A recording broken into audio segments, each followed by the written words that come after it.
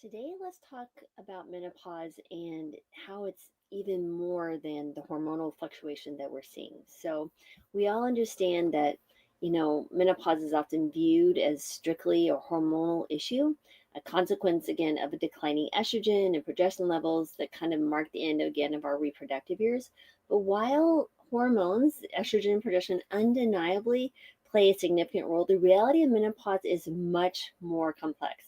It's more than just hormones. It's about the body, the mind, and the environment and how they interact really during this transition. So that's what we're going to talk about today. So if you're new to the channel, I'm Dr. Lori Marvis. I'm a board certified family and lifestyle medicine physician, and also I'm a menopause certified practitioner. Yes, that is a thing. During the last year when I started going through more of the menopause transition, I am 54 now, I had perimenopause and the menopause. I really felt like my life fell off a cliff within a very short period of time. And I really went through a phase of understanding how I needed to get back on track, and I did. And so this is where I really dove into the menopause research and trying to further help my patients, which the majority, 90%, are female in this age called middle age. And so that is how this all began. And so I'm happy to share with you too. Below, there's some links about a menopause quiz we'll get to in a minute, and my free webinar, How to Master Menopause and Feel Fabulous. So if you're so inclined, check that out. But we'll talk a little bit more about that in a minute. But now let's talk about why menopause is more than just hormones. Again, kind of like we mentioned before, the hallmark of menopause is when you get this gradual decline in estrogen and progesterone levels. The hormonal shifts are very responsible for some very well known symptoms like hot flashes, night sweats, vaginal dryness, and irregular periods. But they also contribute to less obvious issues such as bone density loss, increased cardiovascular risk, and changes in your skin elasticity. However, focusing solely on hormones oversimplifies our experience. Menopause also involves changes in your brain chemistry, your lifestyle, and emotional health, making it really just kind of this multi-dimensional transition. So let's talk about the brain's role in menopause.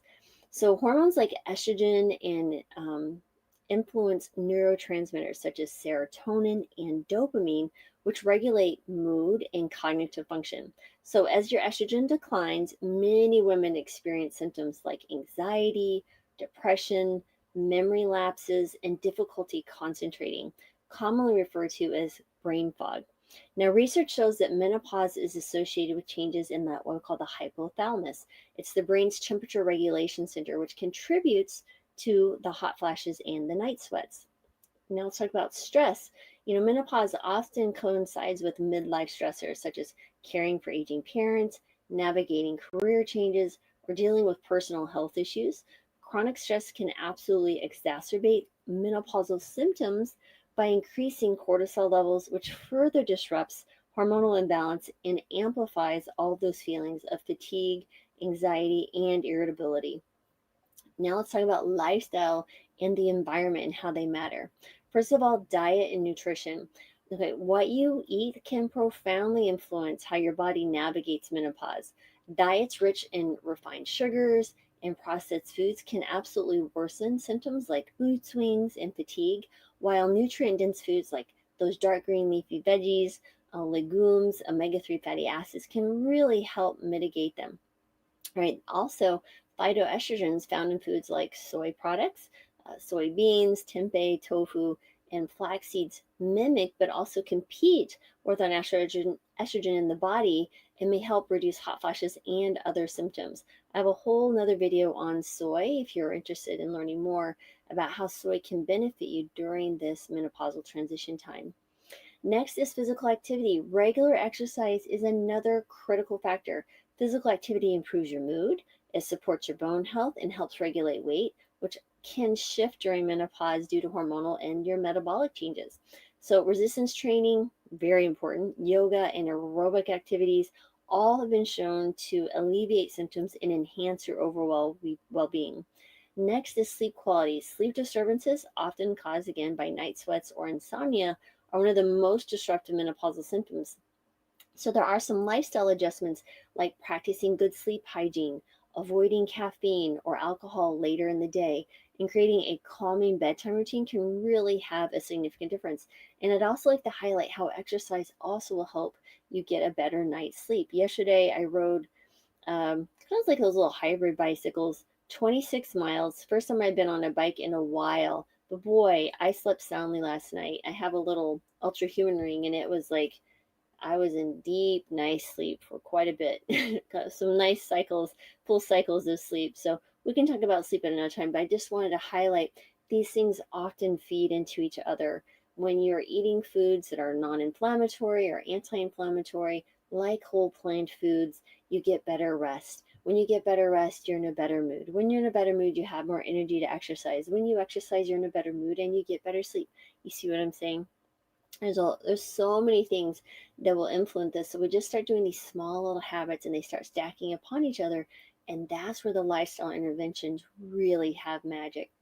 Next, let's talk about the emotional and social aspects, right? So, first of all, there's a changing identity, right? So, for many women, menopause is not just a physical transition, but an emotional one, right? The end of fertility can bring a mix of emotions from relief to grief in some women. This life stage often, I think, prompts reflection on your personal goals, relationships, and identity. Many of us who have had children may have children who have left our home or leaving the home. So that transition in and of itself is difficult. I remember when we dropped my daughter off to college, this was back in 2012 for that first year, and we drove her to Denver. So we were about a 4 hour drive away and then we left. I felt physically ill, right? And so it got much easier with each successive kid. Not to say I don't love them as much, but it was really hard. And then when they go off and they get married, and now we have a grandbaby, all those different things are going to change how we identify ourselves.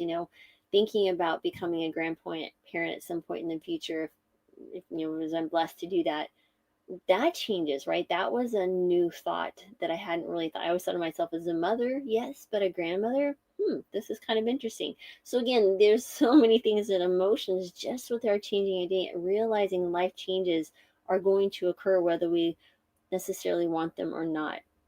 Next is really looking at social support, right? So a supportive social network can really ease the psychological challenges of menopause, whether it's sharing experiences with your friends, your siblings, or joining support groups or talking to a therapist.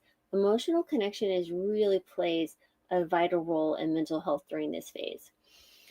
Then we have medical and psychological interventions, right? So again, let's talk about what's beyond hormone replacement therapy. So, again, while hormone replacement therapy or menopausal hormone therapy is what it's referred to now, can be effective for many women, including myself, it's not the only option, right? So, we have things called cognitive behavior therapy or CBT, mindfulness practice. I love my mindfulness practice. And again, there's some alternative therapies like acupuncture can also provide some relief. While these interventions address the psychological and physical aspects of menopause, they really offer kind of more of a holistic approach to care. And then, really, it's important to have personalized care. So, the variability of your menopause symptoms and your journey really highlights the importance of personalized treatment plans. And what works for one woman may not work for another. And a combination of medical, psychological, and lifestyle interventions is really often the most effective. So how do you know even where to start? Well, I created, it's called the Menopause Impact Quiz, right? So if you're wondering how this transition of perimenopause, menopause is affecting your life, you can take the impact quiz to better understand your symptoms and their impact on your overall well-being. So it's quick and it's insightful. It really helps you identify the areas in your life most affected by menopause and offer personalized guidance to help you thrive during this phase. So again, it's free. It's 10 questions, and just go through, answer them. You'll get graded according to the severity of your symptoms. And then based on those symptoms, I'm giving you 10 very specific things you can do to help feel better. And again, it's completely free. You don't have to enter any email or anything, but do take it and just start educating yourself on the different possibilities of what you can do. Next is I created a free webinar. It's called Master Menopause and Feel Fabulous. There's going to be a few things you're going to learn. Number one is you're going to learn the 3 top mistakes women make during menopause and literally how to avoid them. And the next is the 5-step blueprint to master menopause and feel fabulous. This is exactly what I did with myself. It was these phases that I went through, and I utilize those with patients in a variety of settings. But menopause is really important because it encompasses such a complex and unique journey for each woman. It's not like, oh, you have high blood pressure and I'm looking at 2 sets of numbers. There's a dynamic flow that's happening, different changes. Are you perimenopause, menopause, postmenopause? What does that look like for you? What are some of the, questions that you have? What are some things that might be available to you that is not available to others? So again, so many things to start incorporating. Learn the 5-step blueprint. Again, you can walk away from that webinar feeling more confident on your path towards understanding menopause. In addition, you'll learn there'll be an opportunity how to work with me for an entire year in another group of women, and how we can support you through that phase. So I hope you check it out. And that's at the end of the webinar. Next, just for downloading the webinar or registering for the webinar, you get a free perimenopause and menopause checklist.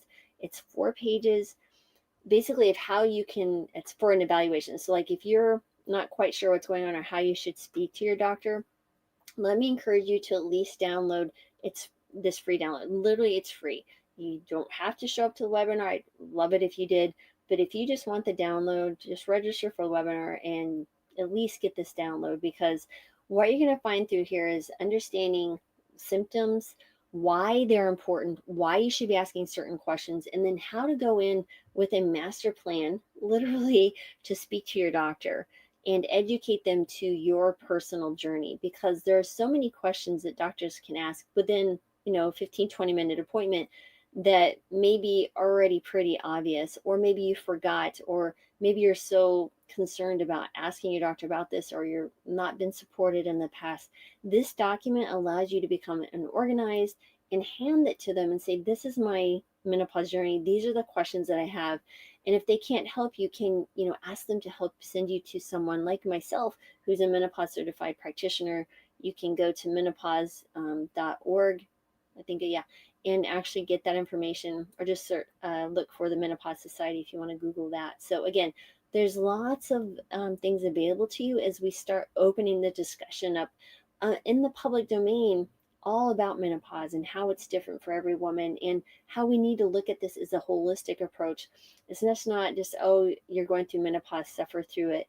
No, that's absolutely the wrong approach, because that pushes us into silence and more depression and isolation and feelings of inadequacy, like you've done something wrong. Absolutely not. So I hope this was helpful. I'm really excited about the quiz. I'm excited about the webinar, and hope you will take part and share this video with someone if you feel like it was helpful for you, or maybe you think of someone. Don't forget to click subscribe and push the little alerts. Tomorrow I'm going to come back and I'm going to speak about one really special thing you can do that will really impact not just your menopause journey, but your whole mental and healthy well-being. It's very, very important. And then I'm going to give you a tool on how you can measure it. So be sure to watch out for tomorrow's live stream. I'm super excited about that one too. So thanks everyone for being here. As always, I'm appreciative of you and so grateful for you allowing me on your journey and being part of this community, sending joy, love, and gratitude and healing your way. Because yes, we all need more of that in our lives and in this world. So have a great day, everyone. Apparently I can't get that out. All right. See you tomorrow.